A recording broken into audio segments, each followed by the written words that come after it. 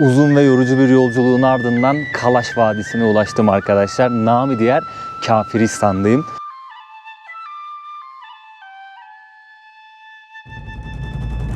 Kalaş toplumunda kadınlar başlık parası ödüyormuş. İstediği zaman boşanma hakkına sahipmiş. Şimdi zamanında Büyük İskender'in ordusu bu topraklardaydı. Adet dönemlerinde ve doğum öncesinde böyle bir hafta 10 gün öncesinde burada özel bir ev var. O eve kapanıyorlarmış. Kalaş halkında ölen kişiyi tabutun içerisinde değil, yüzü açık bir şekilde görebiliyorsunuz. İnsanlar etrafında dans ediyorlar, ağıtlar yakıyorlar. Hindikuş dağlarının arasında kalan bir vadi burası. Kalaş halkı çok uzun yıllardır burada yaşıyor arkadaşlar. Muslim people and Kalash people living together, right? Basamak köyler. Burası da öyle. Aynı mantıkta inşa edilmiş. 3-4 ay yolların kapandığı oluyormuş. Çok sıkıntılı yerlerden geldik. Tehlikeli yollardan, uçurumun kenarından geldik.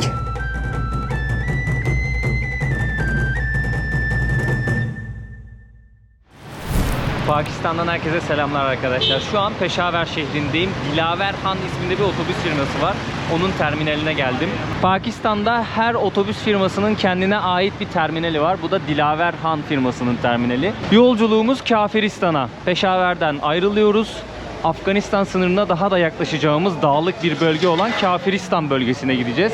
Oradaki Kalaş Vadisi'ni ziyaret edeceğim. Kalaş halkını ziyaret edeceğim. 1 saat sonra şu ufak servislerden, minibüslerden birisiyle yolculuğumuz başlayacak. Ama ve lakin hangisi bilmiyorum. Dün akşam otelde bir arkadaş vardı. Benim yerime burayı aradı, birini aradı ve bir koltuk ayırdı, bir yer ayırdı. Şimdi o kişiyi bulmam lazım burada. Daha sonrasında diyeceğim ki ben geldim, hangi araç kalkacak, eşyamı vereceğim ve 8.30-9 arası kalkacak sanırım, yani net bir saat yok. Birazcık böyle lokal bir yere gideceğiz. O yüzden bu büyük otobüsler gitmiyor sanırım oraya. Küçük minibüslerle gideceğiz. Şöyle sizlere terminali göstermek istedim. Yolculuktan da ufak bir manzara videonun içerisinde olacak. Kafiristan bölgesine gideceğiz. İlginç bir halkı ziyaret edeceğiz. İlginç bir kültürü sizlere tanıtmak istiyorum. Biraz da o bölgede gezmek istiyorum. Şimdi ben abiyi bulayım, derdimi anlatayım, eşyamızı koyalım, yolculuğumuz başlasın arkadaşlar. Umarım sizler iyisinizdir, keyfiniz yerindedir, sağlığınız yerindedir. Bu minibüste gidecekmişiz arkadaşlar. Çantamı buraya koydum. Arkası baksanıza full dolu. Karnabaharlar var, eşyalar var. Yukarıya da birkaç bir şey koymaya başladılar. Aha da minibüsümüz bu. Şu koltukta gideceğim ben. Şurada gideceğim. Burada direksiyonlar sağda. Şöyle göstereyim minibüsümüzü dışarıdan. Biri ot içiyor yalnız ya. Biri fena ot içiyor hem de.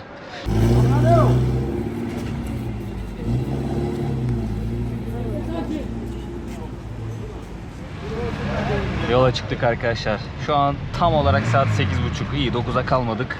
1800 Pakistan rupisi ödedim. O da aşağı yukarı 6,5 dolar yapıyor. Yani bugünün kuruyla böyle 270 TL civarı bir şey. Yanlış hesaplamıyorsam. 1, 2, 3, 4, 5 kişiyiz. Şoförle birlikte 5 kişiyiz. Şöyle içeriği de göstereyim sizlere ufaktan. Daha çok eşya var. İnsanda çok eşya var. Hadi bakalım. Minibüsün içi buram buram ot kokuyor. Ya biri salaktan ot içiyor. İnşallah şoför ben görmeden salaktan takılmıyordur, ot içmiyordur yani.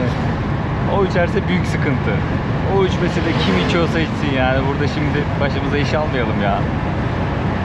Reisin iki el direksiyonda ama arada teke düşüyor.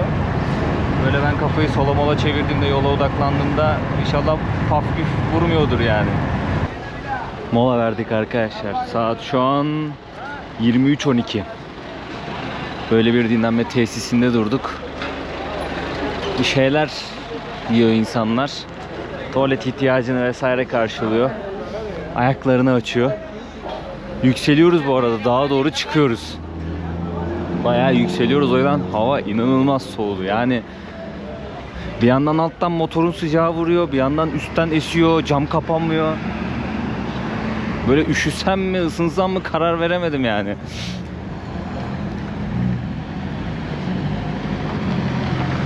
Şöyle yolu da göstereyim size. O kadar tehlikeli ki, o kadar kasap gibi kullanıyorlar ki anlatamam ya. Yani viraj alırken bir gidiş bir geliş var, tamam mı? Viraj alırken de sollama yapmazsın yani. Sağ tarafımız uçurum. Akıllara zarar gerçekten. Çok garip bir deneyim oluyor ya.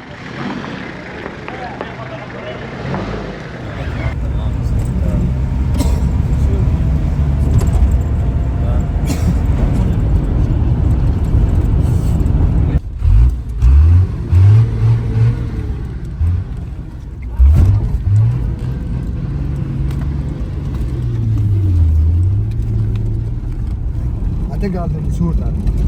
Kaso kiti sana na boy emergency boy dura break boy bawa kaya de inshallah.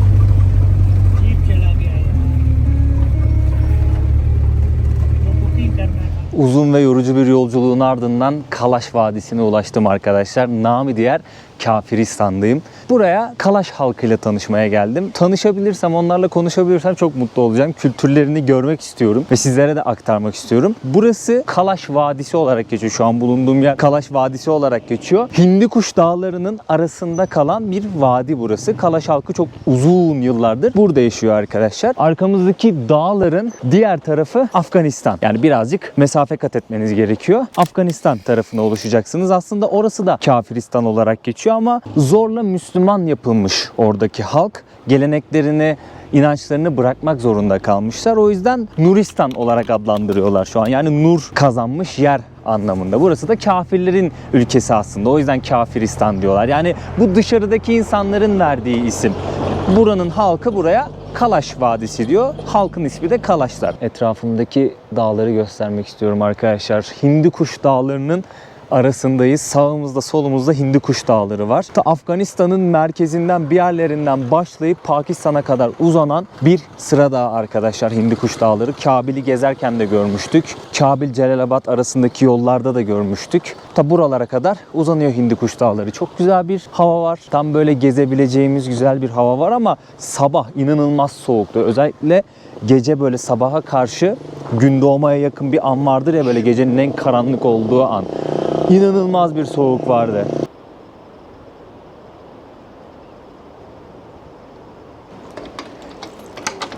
Bu ablayla tanıştım şimdi.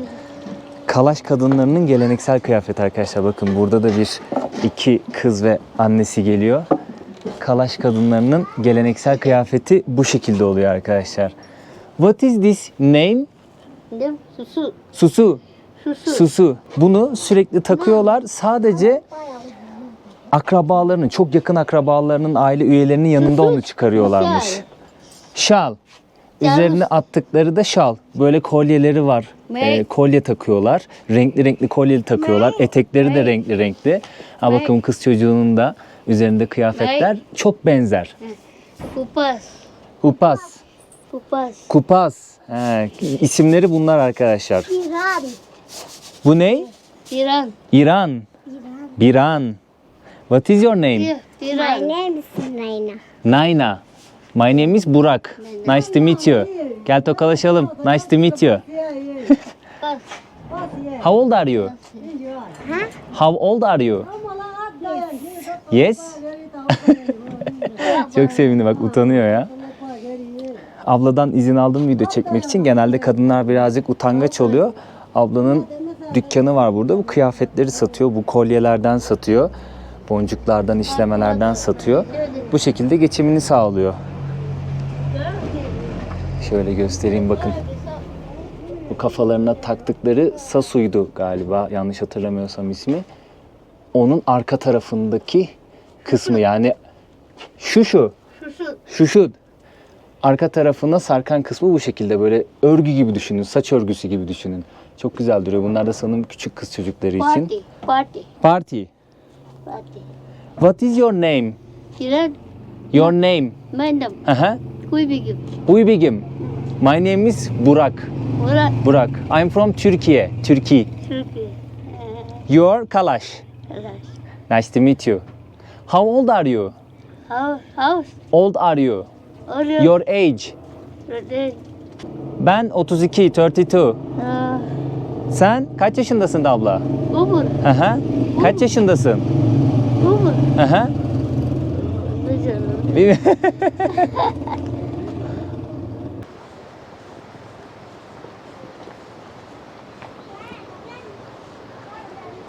You're from this village, Yeah, but you are Muslim, not Kalash. yeah.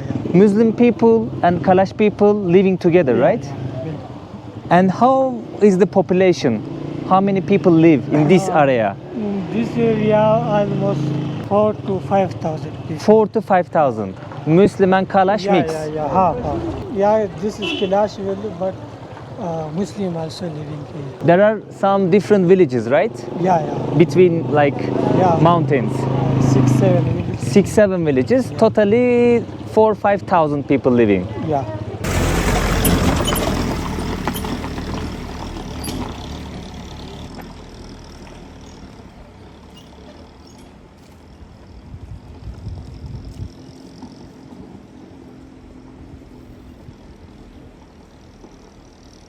Şurada Kalaş halkının geleneksel evleri var arkadaşlar. Oraya nasıl çıkacağımı bulamadım.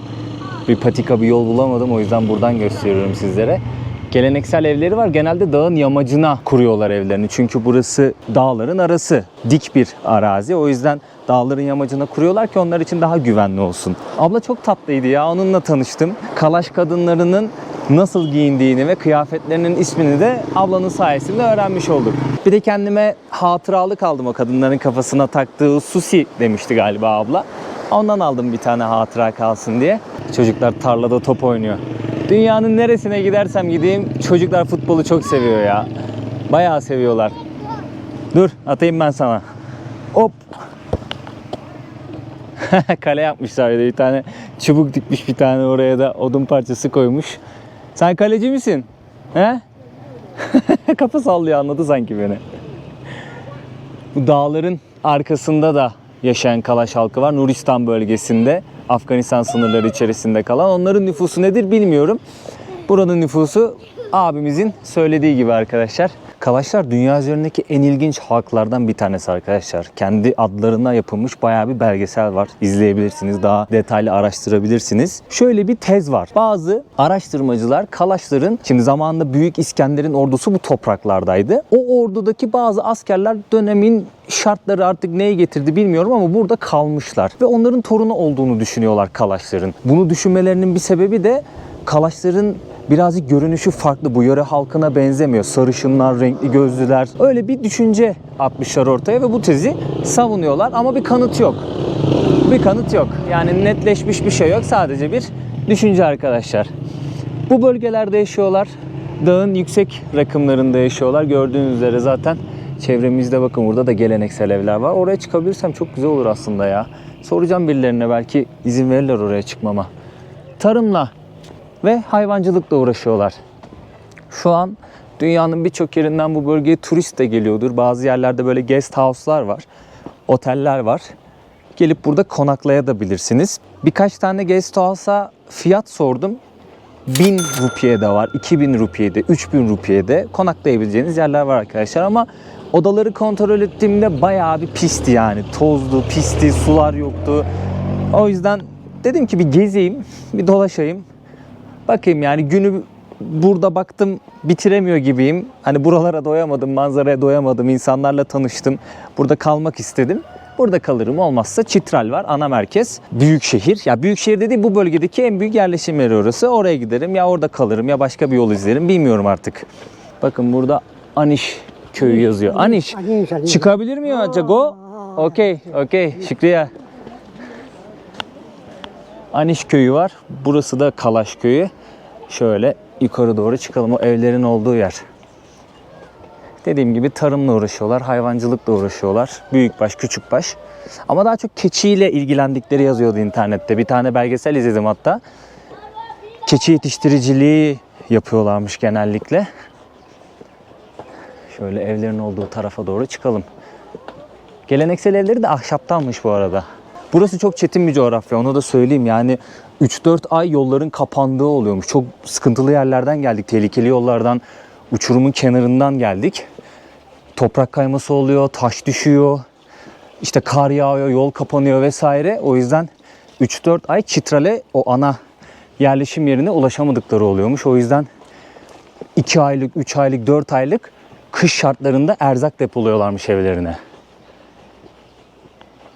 Şuranın manzarası ne güzel ya. Baksanıza. Aldığım notları kontrol ettim arkadaşlar. Geleneksel evlerinin arasında bu taş evler de varmış bu arada. Onu da eklemek istiyorum. El sanatlarıyla da bu arada gördüğünüz kadınların kıyafetini hepsini kendileri yapıyor kadınlar. El sanatlarıyla da oldukça meşhurlar Kalaş halkı. Kadınlar sosyal yaşama, toplumsal yaşama en az erkekler kadar katılıyor. Bu ataerkil sistem yok arkadaşlar Kalaş halkında. Kadın ve erkek eşit. Her şeyi ortak yürütüyorlar. Kadın ve erkek ortak çalışıyor. Her şeyde ortaklar. Hatta belli açılardan kadınların farklı hakları var erkeklerde olmayan. Onları da aktaracağım birazdan. Şimdi bir yokuş çıkıyorum. Nefes nefeseyim. Bakın insanların yaşadıkları geleneksel evler. Kalaş halkının yaşadığı geleneksel evlerin hemen dibindeyim. Bir tane amca vardı da ona da sordum. Biraz önce kamerayı kapattım. İzin aldım hani video çekerek çıkabilir miyim diye. Saygısızlık olmasın. Sıkıntı olmaz dedi. O yüzden kamera açık gidiyorum. Hello. How are you? You speak English amca? English? No. English. English no. No. How are you? Kalash. Kalash. Good? Good. Good. Bakın amcam benim taktığım, biliyorsunuz Afganistan'dan almıştım ben bunu. Penşir halkı takıyordu. Bu yörede de çok kullanıyorlar. Kalaş halkı da aynı kasketten kullanıyor. Ne yapıyorsun burada? He. Tohumları ayıklıyor galiba. Oo, ne kadar ilginç kokuyor. Bu kokuyu tarif edemem. Hafif ekşimsi bir koku var. Bunları alıp tekrardan mı ekecek? Hiçbir fikrim yok ya. Ben büyükşehir çocuğuyum. Böyle tarımsal faaliyetlerden anlamam. Bilen varsa aydınlatsın lütfen. Bakın bu da şu an evin çatısındayız bu arada. Sobanın borusu. Şu an evin çatısı bu. Sobanın borusu. Orası da sanırım ahır gibi gördüm en başta ama değil. Mahsullerini alıp kurutuyorlar sanırım burada. Hayvanlar için böyle belki şey yapıyorlardır. Bakın burada mısır şeyleri var. Koçanları. Kazanlar, mazanlar. Kiler gibi kullanıyor da olabilirler.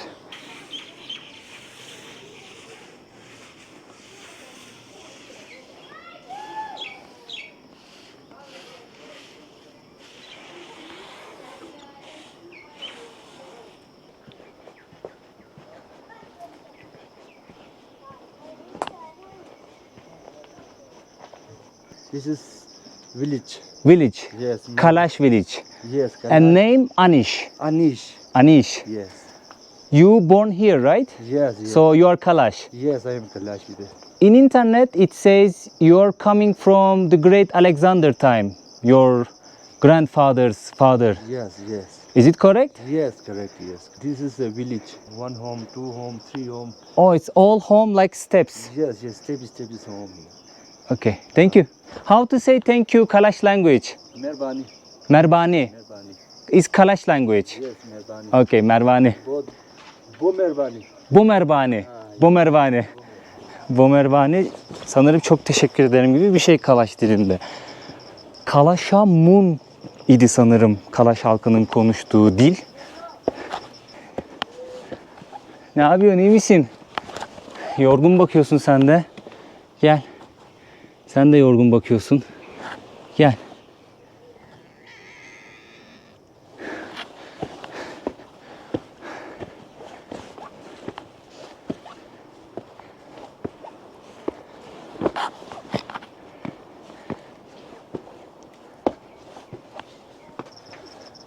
Labirent gibi ha. Bir yere çıkıyorum. Sağa mı döneceğim, sola mı döneceğim? Bir türlü kestiremiyorum. Biri kafasını uzatıyor ama evden. Mutlaka sesimi duyup, ayak sesimi duyup biri kafasını uzatıyor. Ona soruyorum. Anlamıyor önce tabii. İngilizce söyleyince anlamıyor. Şöyle yapıyorum. Bu taraftan mı, bu taraftan mı? Şöyle sizlere. Birinin evinin çatısındayım. Kusura bakmasın, izin alamadım. Kimse çıkmadı. Çatıdan manzarayı göstermek istiyorum. Hindikuş Dağları ve Kalaş Vadisi arkadaşlar. Çok güzel görünüyor ya buradan.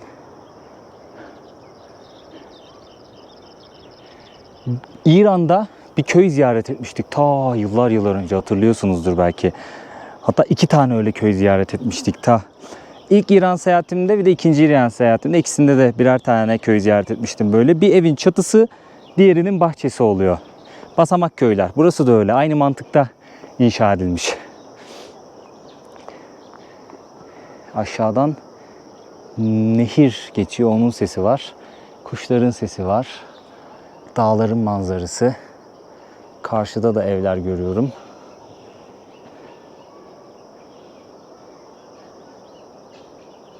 Şimdi aklınızda bir soru oluşmuştur. Neden buraya Kafiristan diyorlar diye. Hemen onu cevaplayayım arkadaşlar. Buradaki insanların, yani Kalaş halkının inançlarından ve kültürlerinden dolayı. Daha doğrusu direkt olarak inançlarından dolayı. Şimdi bazı kaynaklarda Kalaş halkının hem tek tanrılı dine hem de çok tanrılı dine inandığı yazıyor. Bazı kaynaklarda sadece çok tanrılı dine inandıkları yazıyor. 12 tane peygambere inanıyorlarmış mesela. Bunların 4'ü mevsimlere göre gelen peygamberler. Bazı peygamberler de şöyle gelmiş Kalaş halkının inancına göre. İşte şans, ondan sonra sağlık vesaire.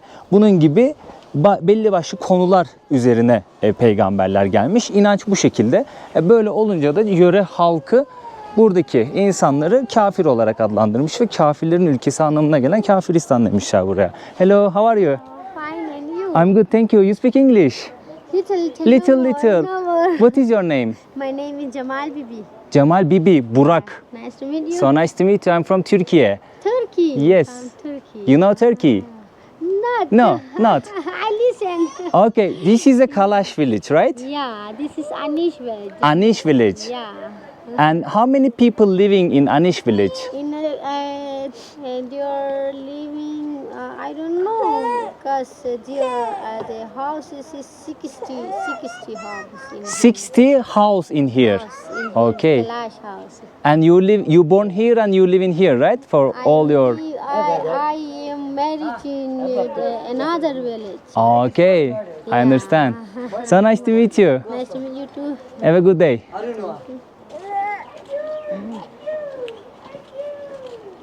Bak abla mesela biraz İngilizce öğrenmiş. Büyük ihtimalle gelen turistlerden kaynaklı olarak. Bir de biraz utangaçtı ama sağ olsun şey yapmadı yani, böyle bir iki en azından tanımak için onu soru sormak istedim. Çok da vaktini almak istemedim. Sanırım bir yere gidiyordu. Her neyse. Ne diyordum? Yani buradaki inançtan kaynaklı olarak böyle bir isim koymuşlar bu halka. Ama gayet güler yüzlü, birazcık utangaç. Bazı insanlar gördüğünüz üzere samimi, sizle konuşuyor ve kendi halinde yaşayan insanlar. Dağın yüksek rakımında çok zorlu şartlar altında uzun yıllar bu bölgelerde yaşamış insanlar.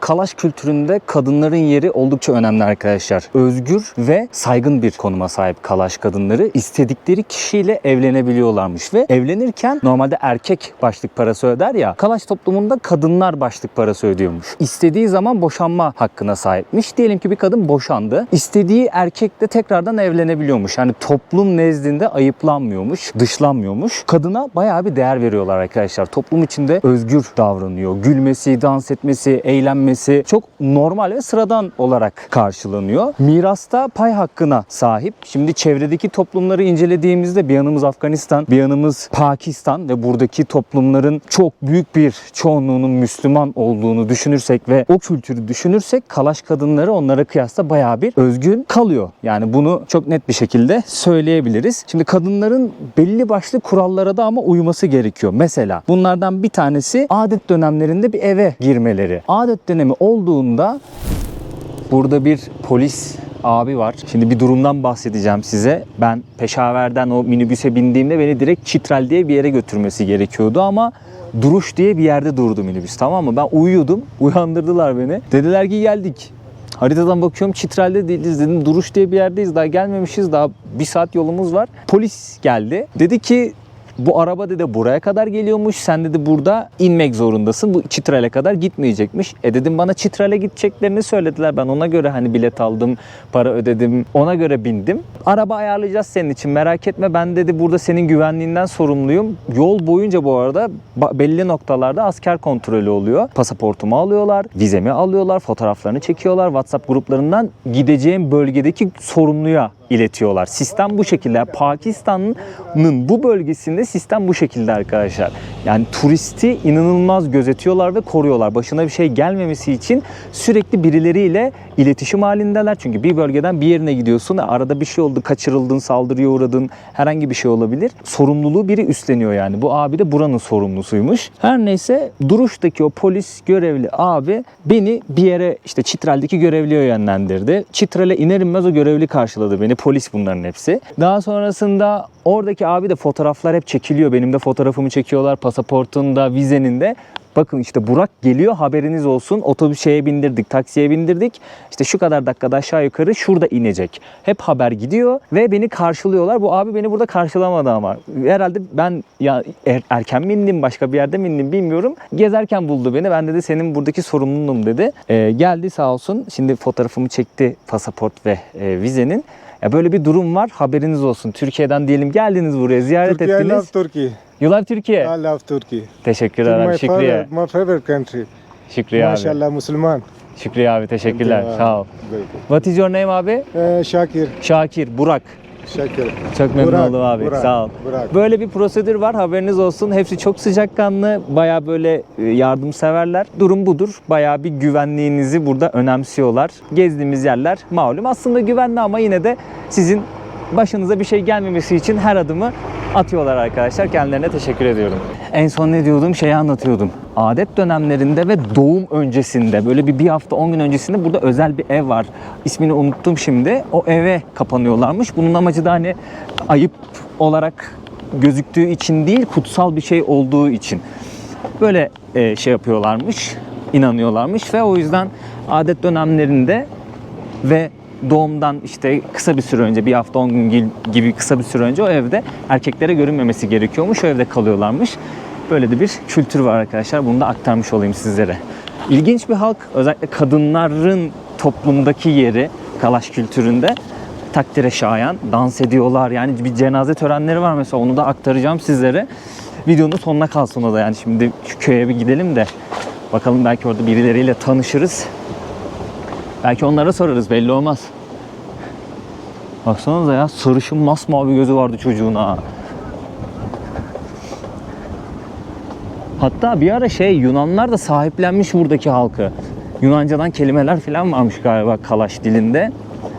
Yunanlar da sahiplenmiş, gelmişler buraya, böyle belli başlı çalışmalar yapmışlar ama çok tutmuyormuş galiba Yunan kültürüyle Kalaş kültürü.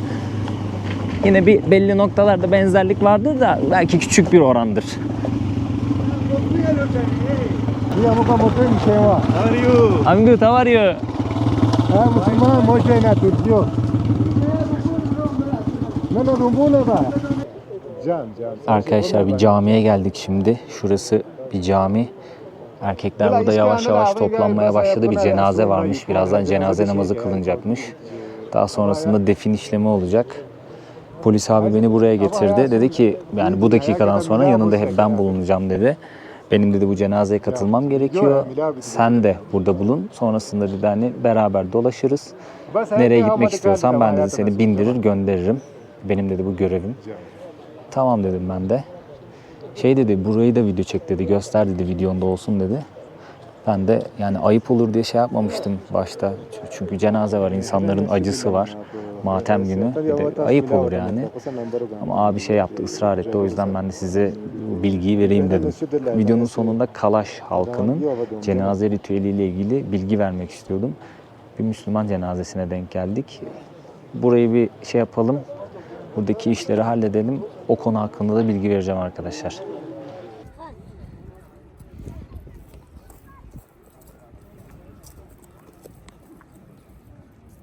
Caminin yanında bir ilkokul varmış abi.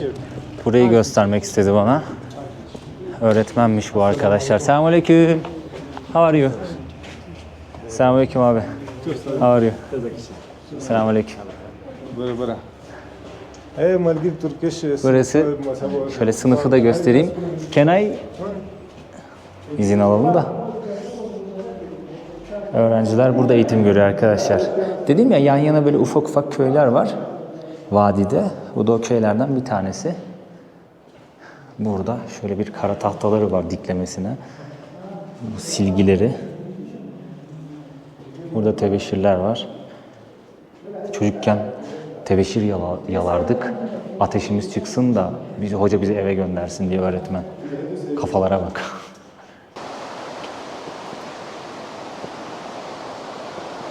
This is my home. Abimizin evi burasıymış. This is sliding. Oh. Sliding. Toprak kayması.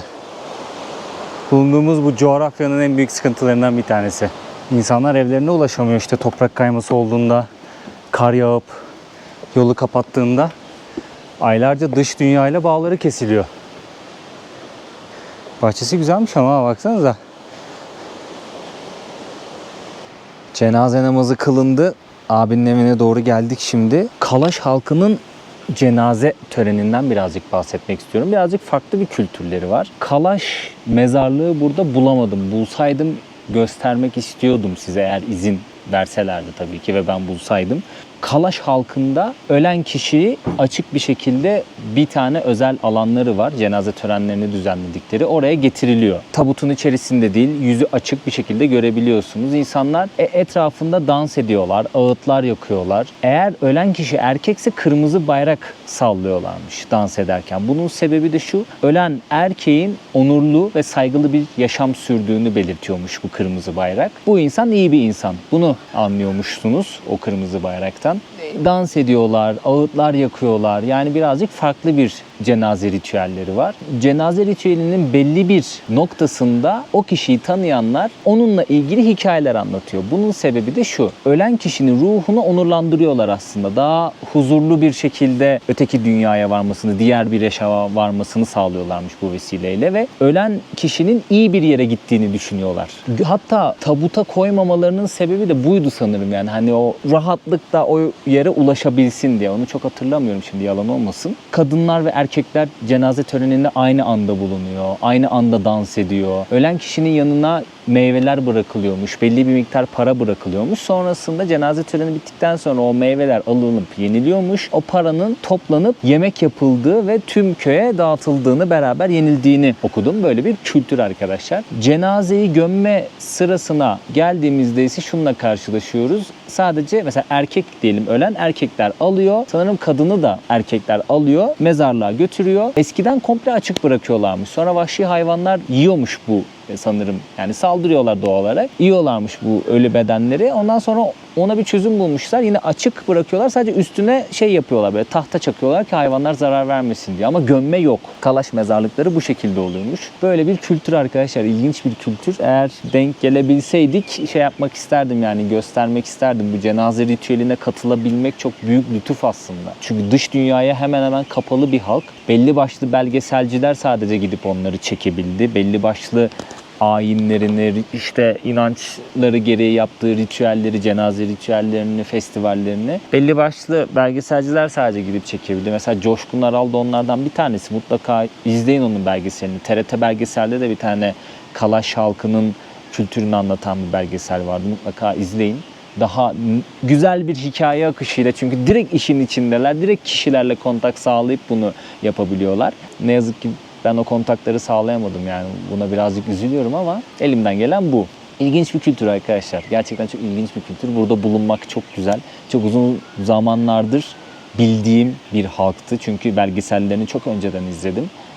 Bildiğim, tanıdığım, kültürünü merak ettiğim bir halktı. Yıllar sonra burada olmak beni mutlu ediyor açıkçası ve bu videoyu yapıp sizlerle paylaşıyor olmak da güzel. Bir şeyler katabilirsem sizlere ne mutlu. Ya en azından videolarımda şunu amaçlıyorum. Belki bilgi olarak bir şey katmayabilirim. Ama ve lakin merakınızı tetiklemek beni mutlu eder. Yani bir kişiyi bile meraklandırıp yola koyulmasını sağlayabilsem diyeyim, kelimeyi bulamadım. Benim için büyük mutluluk. Araştırmasını sağlayabilirim. Belki o araştırma onu başka yerlere taşıyacak vesaire. Ya en azından o içindeki bir kıvılcımı bir kişinin bile olsa tetiklemek bana mutluluk veriyor yani. Öyle söyleyeyim.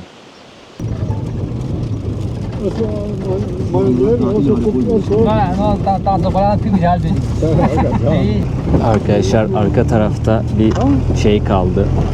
Asker kontrol noktası kaldı. Şimdi siz köprüden karşıya geçip tepenin diğer yamacından bu tarafa geliyorsunuz. Köyler bu tarafta.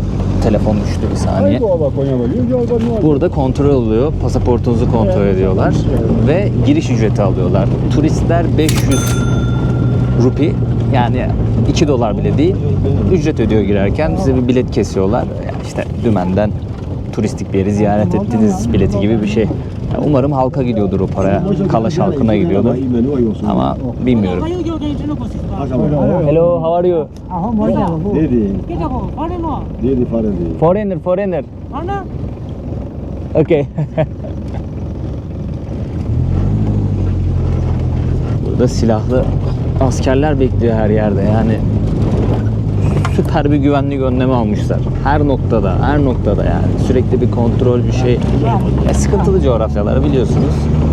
Şimdi biz vadinin diğer tarafına geçtik. Köy vadinin diğer kısmında kaldı. İşte ücreti orada ödüyorsunuz. Öyle gidiyorsunuz köye. Bazı yerlerde toprak kaymış. Yol fena daralıyor. Fena daralıyor. Ve karşıdan araba gelince burada tek araba geçecek bir yol. Ama belli noktalarda böyle 2 arabaya kadar çıkabiliyor genişlik. Oralarda işte sollamanızı yapıyorsunuz. Bak mesela sağ tarafta bir araba bekliyor. Biz geçelim. O da geçecek.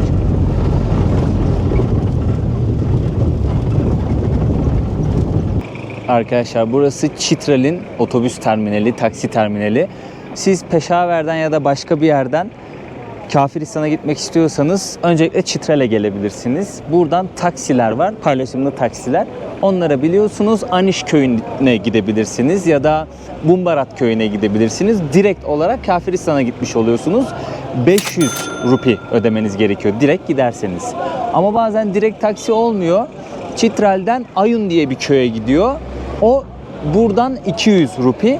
Ayun'da taksi değiştiriyorsunuz. Orası da Chitral'le Kafiristan'ın arasında kalan bir köy. Ayun'dan başka bir taksiye biniyorsunuz. Ona da 300 rupi veriyorsunuz. O sizi Kafiristan'a, işte Aniş köyü. Bugün gezdiğimiz köylere götürüyor yani. Aniş diyebilirsiniz, Bumberat diyebilirsiniz. O Kafiristan denilen yere, köye götürüyor sizi. Böyle iki şekilde ulaşım var. Ya da siz atıyorum Peşaver'den bindiniz, tamam mı, minibüse. Chitral dediniz ama şeyi deyin, ben Chitral'de inmeyeceğim, Ayun'da ineceğim. Yol üstünde sizi Ayun'da indirebilir belki. Onu da bir deneyebilirsiniz. Durum böyledir. Sizlere şeyi de göstermiş olayım. Yani gelecekler için bir kolaylık olsun. Fiyatları da söylemiş olayım. Tabii siz geldiğinizde belki fiyatlar revize olmuş olur. Onu sorun mutlaka. Bu videoluk bu kadar olsun. Kendinize çok iyi bakın. Bir sonraki videoda farklı bir lokasyonda olacağız. Görüşmek dileğiyle. Videoyu beğenmeyi, yorum atmayı ve abone olmayı da unutmayın lütfen. Hoşçakalın arkadaşlar.